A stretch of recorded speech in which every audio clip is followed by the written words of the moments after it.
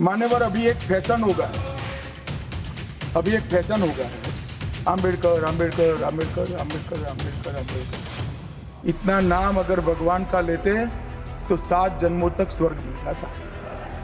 ये है देश का कानून, संविधान का अपमान, संविधान का अपमान करना है। इस्तीफा दो। आप रो क्यों रही है माता जी? रो क्यों रही है? अभी भावुक है ये सब। संविधान ने ही महिलाओं को हक दिया अपनी आवाज उठाने का, बोलने का। उसको ये दबाना चाहते हैं, संविधान खत्म करना चाहते हैं। ऐसी पार्टी को, एसएसपीएम को इस्तीफा देना चाहिए, तुरंत इस्तीफा देना चाहिए। अमित शाह, शर्म करो। हिंदू कोड बिल भी ला दिया। हिंदू कोड बिल में एक भी पुरानी हिंदू न्याय व्यवस्था का कोई नामो निशान नहीं है।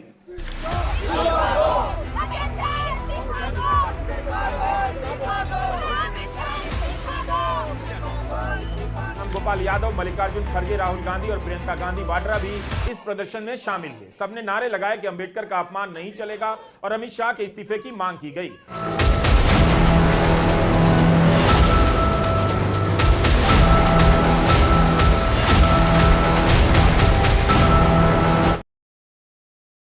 Union home minister Amit Shah का डॉक्टर भीमराव अंबेडकर को लेकर विवादित बयान। गृह मंत्री अमित शाह ने अपने दिए गए राज्यसभा के भाषण में डॉक्टर भीमराव अंबेडकर पर क्या कहा, ये वीडियो पहले आप सुन लीजिए। मान्यवर, अभी एक फैशन होगा, अभी एक फैशन होगा है आम्बेडकर आम्बेडकर आम्बेडकर आम्बेडकर आम्बेडकर आम्बेडकर। इतना नाम अगर भगवान का लेते तो 7 जन्मों तक स्वर्ग मिल जाता। Union home minister Amit Shah ने न सिर्फ डॉक्टर भीमराव अंबेडकर का अपमान किया बल्कि उनके प्रति झूठ फैलाया। गृह मंत्री अमित शाह ने कहा कि आजकल डॉक्टर बाबा साहब अंबेडकर का नाम लेना फैशन हो गया है, लेकिन मैं हमारे गृह मंत्री को बता दूं कि डॉक्टर भीमराव अंबेडकर का नाम फैशन नहीं बल्कि सम्मान, स्वतंत्रता और सामाजिक परिवर्तन का प्रतीक है। लाखों करोड़ों दबे कुचले की आवाज का नाम है डॉक्टर बाबा साहब अंबेडकर, और जिन्होंने इस भारत को संविधान दिया उसका नाम है डॉक्टर भीमराव अंबेडकर। अपने दिए गए राज्यसभा के भाषण में गृह मंत्री ने ऐसी बहुत सारी चीजें कही है जो सच से कोसों दूर है। राज्यसभा में अमित शाह का वह पूरा भाषण इतिहास की समझ के हर पैमाने से उलझा हुआ है। गृह मंत्री अमित शाह ने यह बताया कि डॉक्टर भीमराव अंबेडकर ने नेहरू कैबिनेट से किस लिए इस्तीफा दिया था। उसके उन्होंने 3 कारण गिनवाए। सबसे पहला कि डॉक्टर भीमराव अंबेडकर आर्टिकल 370 के अगेंस्ट है। दूसरा, भीमराव अंबेडकर नेहरू की फॉरेन पॉलिसी के अगेंस्ट है। तीसरा, अनुसूचित जाति और अनुसूचित जनजाति के जो वादा किए गए थे वो वादा पूरा न होने के कारण डॉक्टर भीमराव अंबेडकर ने इस्तीफा दिया। अंबेडकर जी ने कई बार कहा कि अनुसूचित जातियों और जनजातियों से हुए व्यवहार से मैं असंतुष्ट हूं, सरकार की विदेश नीति से मैं असहमत हूं और आर्टिकल 370 से मैं असहमत हूं। अमित शाह ने हिंदू राष्ट्र की कल्पना को भारत के संविधान से जोड़ा। ये तमाम चीजें जो उन्होंने अपने भाषण में कही ये सरासर गलत है, झूठ है और सच से कोसों दूर है। ये इतिहास के साथ में छेड़छाड़ है। संविधान सभा की चर्चा अगर कोई ध्यान से पढ़ेगा तो वेद, उपनिषद, चाणक्य नीति, विदुर नीति, शांति पर्व, रामायण और महाभारत, इसमें से निपजे हुए मानव जीवन के सभी मूल्यों को भी इसके अंदर हमने समाने का प्रयास किया था। जम्मू एंड कश्मीर और आर्टिकल 370 को लेकर डॉक्टर भीमराव अंबेडकर का यह मानना था कि अगर हमें कश्मीर का मसला हल करना है तो जम्मू और लद्दाख जो बौद्ध और हिंदू डोमिनेटेड रीजन है उसे भारत में रख लिया जाए, और जो कश्मीर है जो मुस्लिम डोमिनेटेड रीजन है, जो जहां की मेजॉरिटी पॉपुलेशन मुस्लिम है, वो उनका निर्णय वहां के लोगों पे छोड़ दिया जाए। इसीलिए गृह मंत्री अमित शाह का यह कहना कि डॉक्टर भीमराव अंबेडकर आर्टिकल 370 के अगेंस्ट है, यह सरासर गलत है।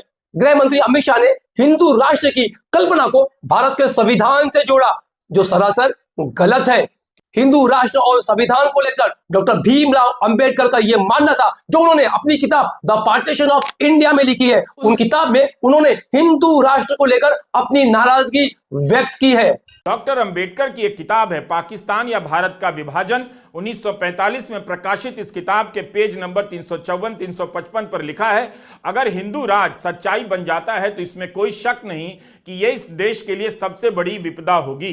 हिंदू राज को हर हाल में रोका जाना चाहिए। ये कौन कह रहा है? डॉक्टर भीमराव अंबेडकर कह रहे हैं कि हिंदू राष्ट्र को बनने से रोका जाना चाहिए।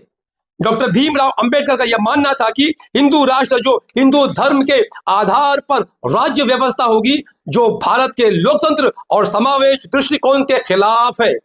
डॉक्टर भीमराव अंबेडकर ने अपने अखबार में हिंदू महासभा जैसे हिंदूवादी संगठन के खिलाफ अपने विचार पेश किए थे। तो यह था डॉक्टर भीमराव अंबेडकर का भारत की हिंदू राष्ट्र बनने को लेकर उनके अपने विचार।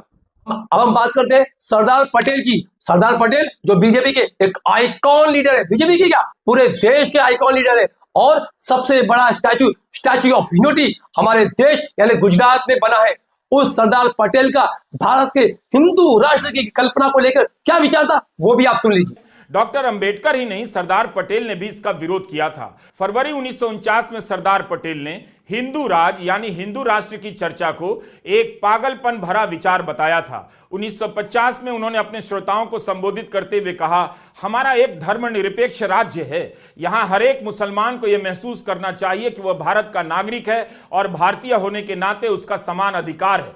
यदि हम उसे ऐसा महसूस नहीं करा सकते तो हम अपनी विरासत और अपने देश के लायक नहीं हैं। क्या यही बात हमारे देश के गृह मंत्री और हमारे देश के आदरणीय प्राइम मिनिस्टर ये अपने लोगों को, देशवासी से, अपने वोटर्स को कह सकेंगे कि हम भी इनकी विचारधारा से सहमत है और हम भी हिंदू राष्ट्र की कल्पना के खिलाफ है? क्या वो कह पाएंगे कि हम भारत को कभी भी हिंदू राष्ट्र बनने नहीं देंगे?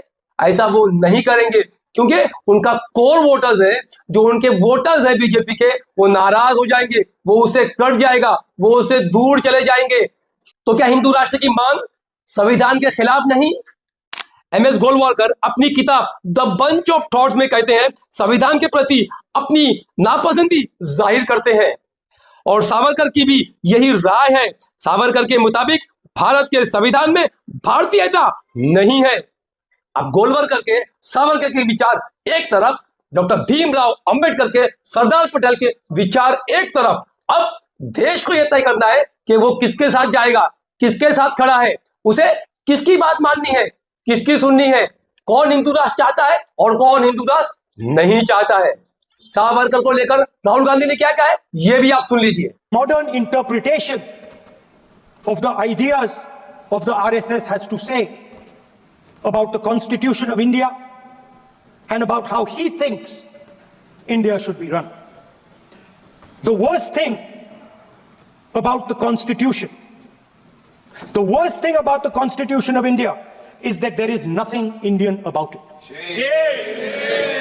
Manusmriti is that scripture which is most worshipable after Vedas for our Hindu nation, and from which our ancient times have become the basis of our culture, customs, thought and practice.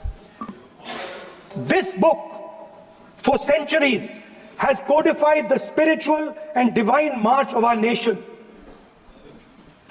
Today, Manusmriti is law. These are the words of Savarkar.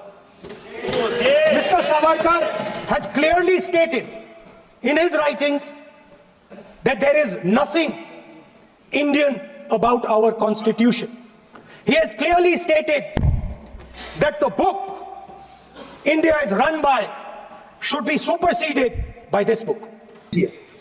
Hindu code bill को लेकर गृह मंत्री अमित शाह जवाहरलाल नेहरू को target कर रहे थे, लेकिन Hindu code bill से जवाहरलाल नेहरू और डॉक्टर भीमराव अंबेडकर दोनों भी जुड़े हुए थे, क्योंकि उस वक्त में प्राइम मिनिस्टर जवाहरलाल नेहरू थे और कानून मंत्री हमारे डॉक्टर बाबा साहेब अंबेडकर थे। तो दोनों भी चाहते थे कि यह हिंदू कोड बिल किसी भी तरह से पास हो जाए, क्योंकि वो जनहित में था, देश हित में था, लोगों के हित में था।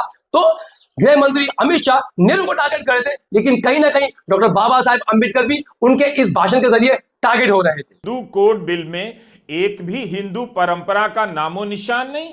अब अमित शाह ही बता दें कि इसके जरिए वे किस पर निशाना साध रहे थे, नेहरू पर या डॉक्टर अंबेडकर पर। राज्यसभा में अमित शाह का वह पूरा भाषण इतिहास की समझ के हर पैमाने से उलझा हुआ है। इस तरीके से गृह मंत्री अमित शाह ने कहा कि हिंदू कोड बिल को लेकर नेहरू बाबा साहेब अंबेडकर के खिलाफ थे और उनकी रणनीतियों के खिलाफ थे, लेकिन यह सरासर झूठ था, क्योंकि दोनों भी हिंदू कोड बिल किसी भी हालत में पास कराना चाहते थे और दोनों में हिंदू कोड बिल को लेकर कोई भी विरोध नहीं था। हाँ, हिंदू कोड बिल ना पास होने का विरोध था कि वो हिंदू कोड बिल पास नहीं हो रहा है, इसलिए दोनों में आक्रोश था और दोनों में विरोध था। इसलिए हिंदू कोड बिल का विरोध श्यामा प्रसाद मुखर्जी कर रहे थे, हिंदू महासभा कर रही थी, जनसंघ कर रहा था और अलग अलग धार्मिक संगठन कर रहे थे।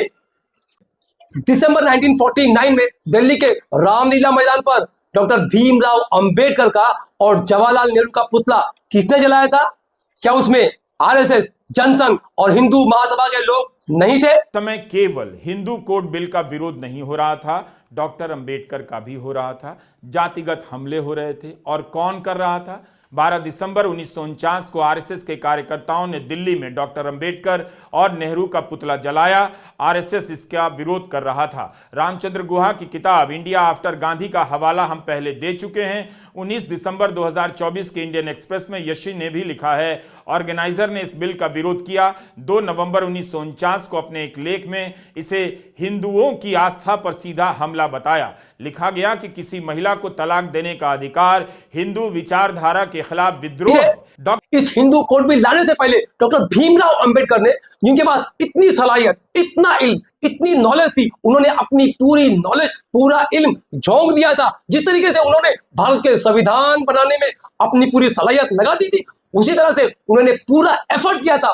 कि यह हिंदू कोड बिल किसी न किसी तरह से बन जाए और देश में लागू हो जाए। इसलिए उन्होंने हिंदू संस्कृति के, हिंदू जाति के हर एक लोगों से, हर एक वर्ग के लोगों से वो मिले कि किस तरीके से हिंदू रीति रिवाज, उनका लेन देन, उनके मामला, उनके शादी ब्याह, उनका डिवोर्स, उनके तलाक और उनकी विरासत, ये उस रीति रिवाज में बहुत सारी ऊंच नीच थी, बहुत सारे भेदभाव थे, लोगों को समानता नहीं थी, इक्वल अधिकार नहीं था। ये तमाम एंगल को उन्होंने स्टडी किया और उन्होंने अपनी पूरी सलाहियत इसे स्टडी करने में और एक हिंदू कोड में बनाने में लगा दी। तो वो चाहते थे कि हिंदुस्तान के डेवलपमेंट के लिए, हिंदुस्तान के विकास के लिए और हिंदुस्तान के आने वाले उज्जवल भविष्य के लिए हिंदू कोड बिल जरूरी है।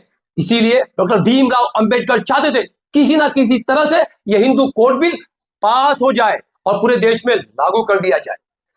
हिंदू कोड बिल का विरोध तीव्र हो गया, तेज हो गया। सिर्फ हाउस में नहीं, हाउस के बाहर सड़कों पर भी हिंदू कोड बिल का विरोध होने लगा। वो इसलिए कि डॉक्टर बाबा साहेब अंबेडकर उससे जुड़े थे और खास करके उनकी जाति को लेकर।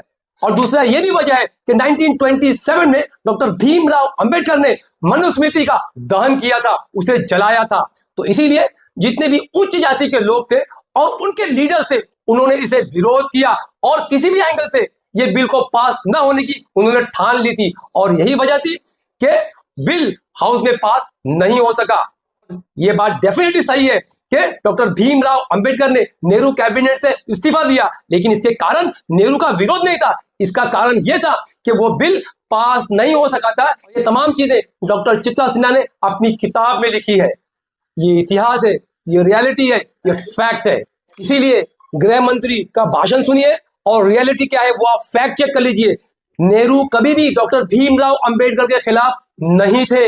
ये भी इतिहास है, ये फैक्ट है, ये सच्चाई है, ये रियलिटी है।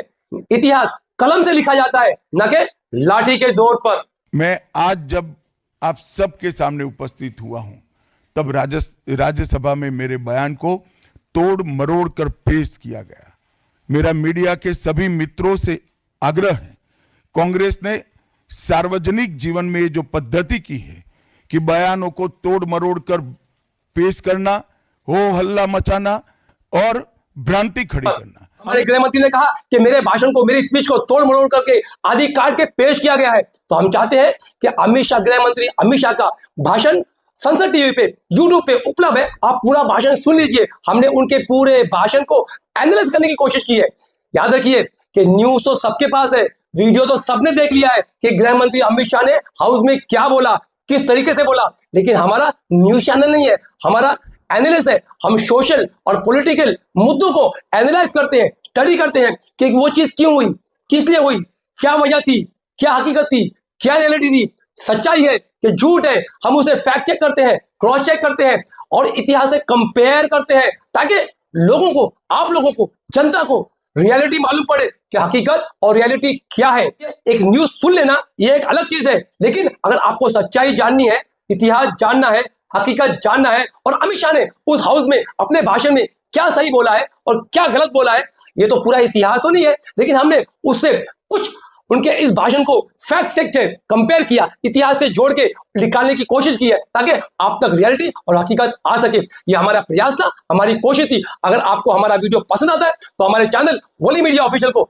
लाइक करें, सब्सक्राइब करें और ज्यादा से ज्यादा लोगों तक शेयर करें ताकि रियलिटी, हकीकत लोगों तक पहुंचे। Thank you very much for listening.